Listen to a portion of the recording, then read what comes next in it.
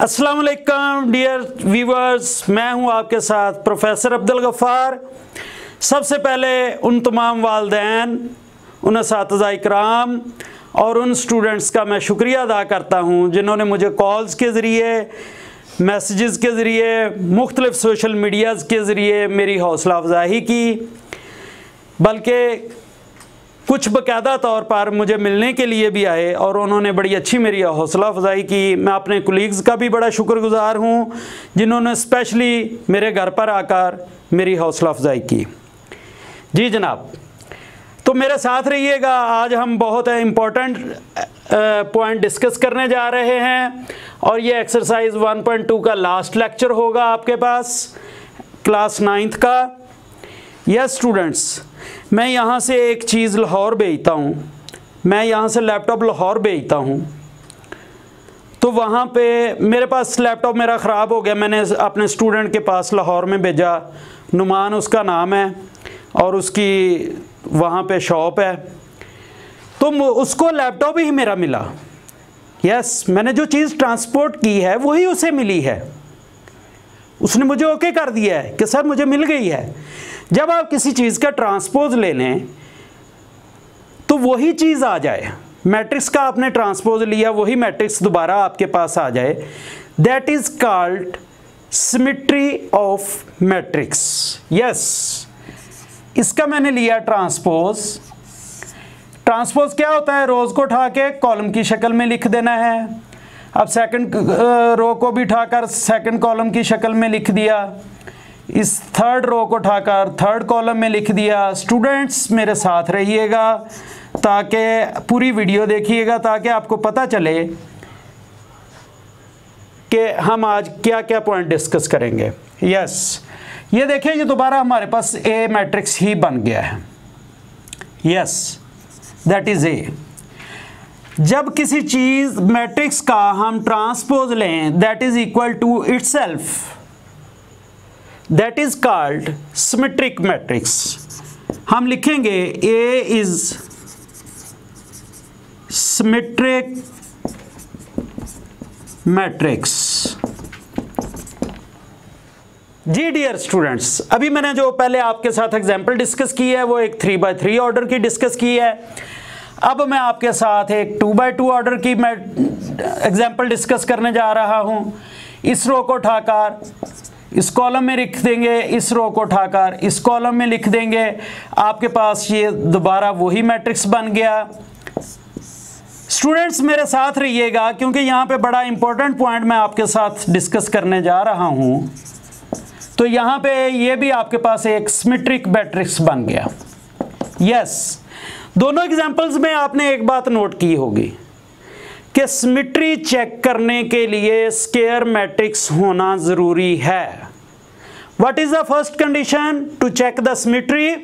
Yes, to check the symmetry there is a first condition कि इसका जो order है वो सेम होना चाहिए, यानी नंबर ऑफ रोज और नंबर ऑफ कॉलम सेम होने चाहिए।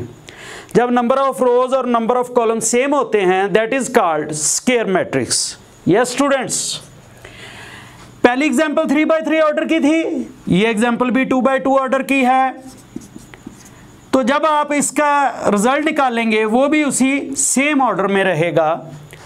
तो सिमेट्री चेक करने के लिए मैट्रिक्स की, अगर हमने किसी भी मैट्रिक्स की सिमेट्री चेक करनी है तो सबसे पहली कंडीशन क्या है कि उसका स्क्वायर मैट्रिक्स होना ज़रूरी है। जो हमने पहली एग्जांपल डिस्कस की वो 3x3 ऑर्डर की थी, जो अब हमने एग्जांपल डिस्कस की है ये 2x2 ऑर्डर की है।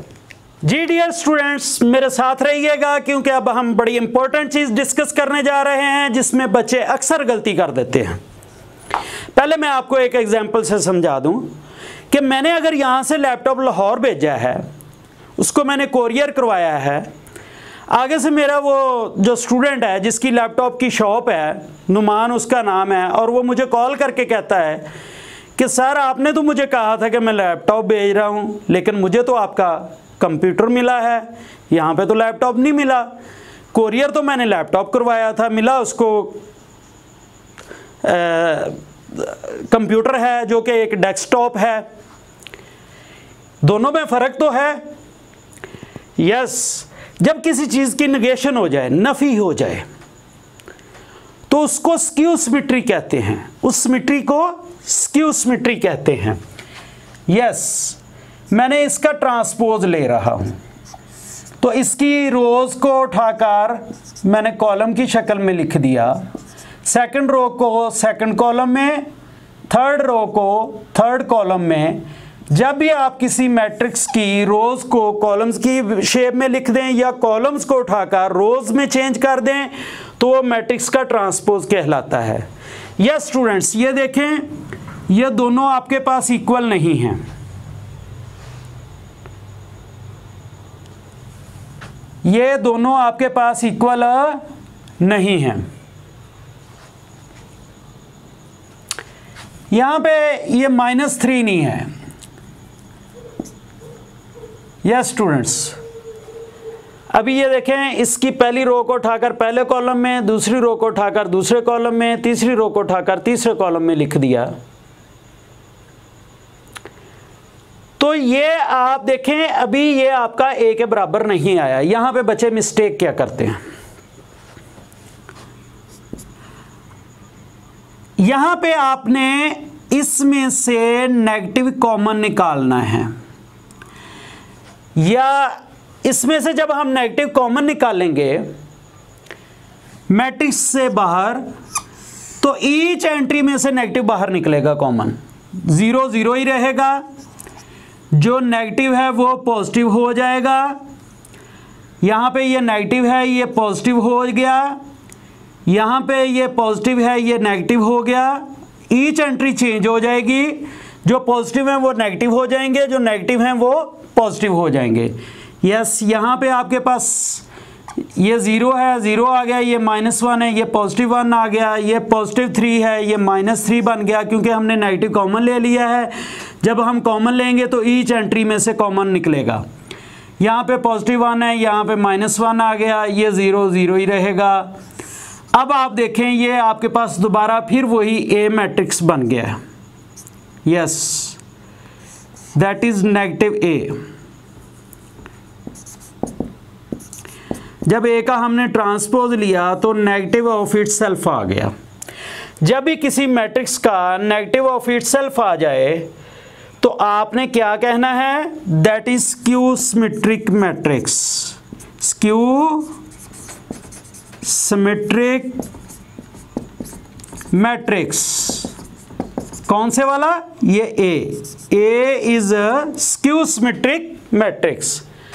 जैसे सिमेट्री में मैंने आपको बोला था कि ऑर्डर का सेम ऑर्डर आपका स्क्वायर होना चाहिए, यानी आपका स्क्वायर मैट्रिक्स होना चाहिए।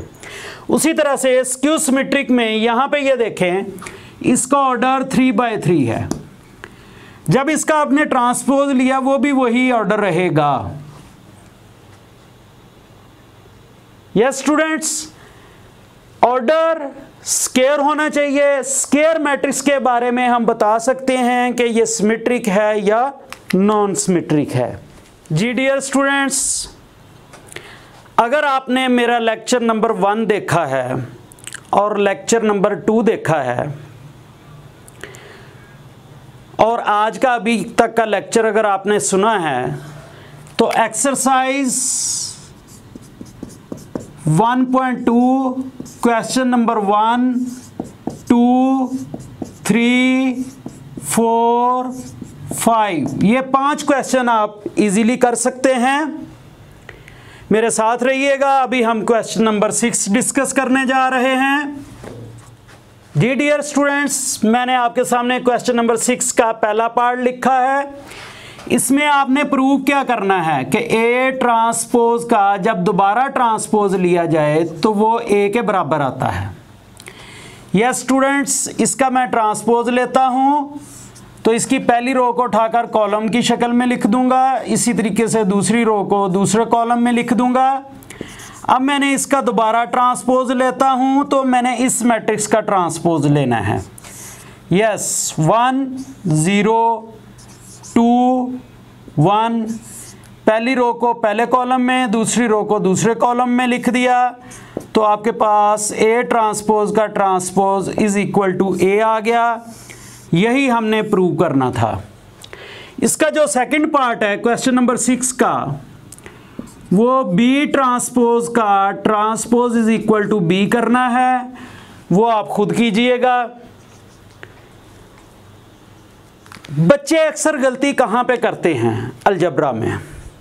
और इंशाल्लाह हम आपको अलजबरा एक नए अंदाज में सिखाने जाएंगे। आप मेरे साथ टच रहिएगा, चैनल को सब्सक्राइब कर लें और बेल आइकॉन का बटन प्रेस कर लें। शुक्रिया, जज़ाकल्लाह।